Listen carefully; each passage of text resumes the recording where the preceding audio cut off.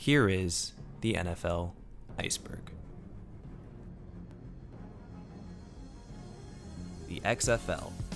The XFL was a spring league meant to rival the NFL that was founded by Vince McMahon, the chairman of the WWE.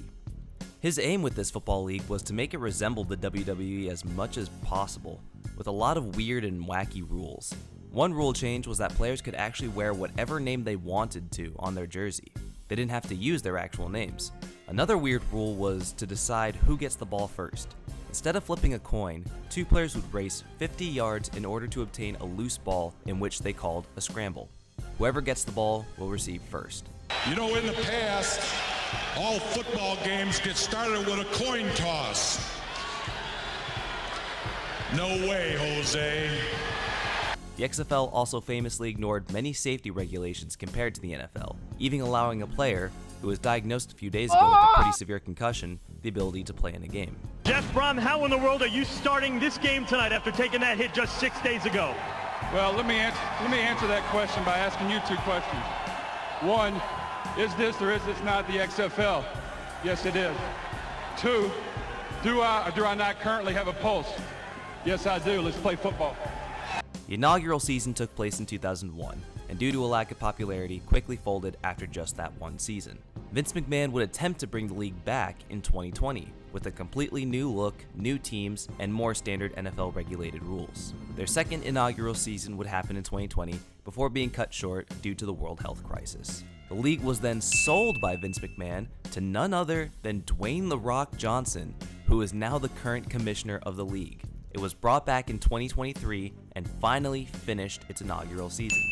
And as far as the quality of the league, it's pretty much what you'd expect. It's somewhat entertaining, just not nearly the same level of quality as the NFL.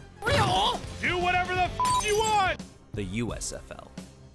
The USFL is another spring league standing for United States Football League.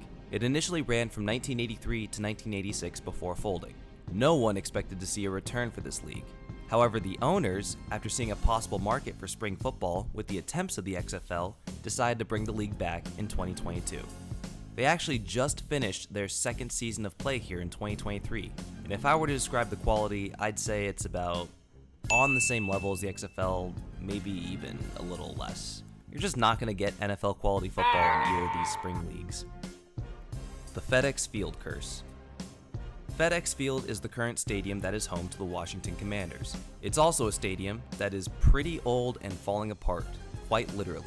In 2021, Eagles quarterback Jalen Hurts was almost crushed by a wall that fell on him from the stands due to fans leaning on it too much. The stadium is known to be cursed for the sheer amount of serious injuries that have happened on this field. I'll list them off very quickly. You got Kyle Allen's leg injury, Chase Young's torn ACL, Ryan Fitzpatrick's hip injury, RG3's torn ACL, Joe Burrow's ACL injury, and most famously, Alex Smith's leg that nearly snapped in half. It's regarded as one of the worst active stadiums in the league right now, and with the sheer amount of serious injuries that have taken place on its field, it's regularly believed to be a cursed place. The Body Bag Game. The Body Bag Game was a nickname given to a Monday Night Football game that was played on November 12, 1990, between the Washington Redskins and the Philadelphia Eagles. It's referred to as the Body Bag Game because before the game, Eagles head coach Buddy Ryan told reporters his team would inflict a beating on Washington so bad that, quote, they'll have to be carted off in body bags. Then, sure enough, during the game, 9 Washington players left with injuries. And an Eagles player even reacted to one of those injured Washington players by yelling, "Do you guys need any more body bags?" You know, I wonder if there was any Bountygate related scandal with this game. By the end of the game, the Redskins were forced to rely on a 4th string quarterback to play for them due to the overwhelming amount of injuries that they had. And the Eagles would of course win the game 28-14 given the amount of injuries inflicted.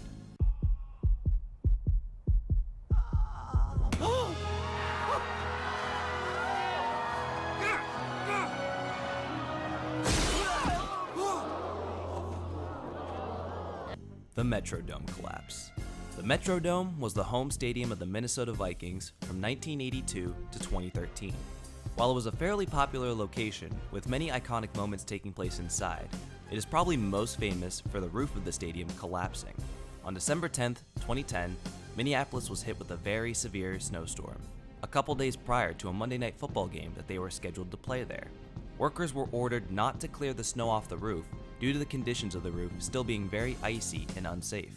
So the snow just built up on the roof for a few days until the day they were scheduled to play the Monday Night Football game. 12 hours before the game was set to play, the weight of the snow finally caused the roof of the stadium to suddenly collapse and snow would pour in onto the field. Footage of the roof collapsing was captured by Fox Sports cameras that were set up for the Monday night game. This would cause a delay for the game until they could find a new location to play. What's scary is how close to the game the incident was. Like, this could have very easily happened during the Monday night game, and who knows what would have happened then. Botched coin flip. This is in reference to a Thanksgiving game that was played on November 26, 1998, between the Pittsburgh Steelers and the Detroit Lions. The game would head into overtime with a 16-16 tie, causing an overtime coin toss. During the toss, Steelers running back Jerome Bettis was asked to make the call for his team. Bettis claims to have called tails. However, the official for the game, Phil Luckett, claimed that Bettis had said heads and therefore flipped the coin with heads being the call. Call it plays in there. Heads is the call. He said heads, it is a tails. Oh, I believe he said tails. He did. He would flip the coin, and sure enough, it would be tails, causing the Lions to win the toss and eventually win the game 19-16. Bettis has argued repeatedly that he said tails, but Luckett to this day claims that Bettis started saying heads first and then changed to tails midway. Apparently by rule, you are not allowed to change your mind on a call once you've already started to say it, so Luckett went with Bettis' original response of heads. You can find the clip online and listen for yourself to see what you think he said. It's also just a very fun clip to watch because it's a bunch of grown men passionately arguing about the results of a coin toss. It's pretty good. Tails? Oh my! No, Well, we'll find out. Let's.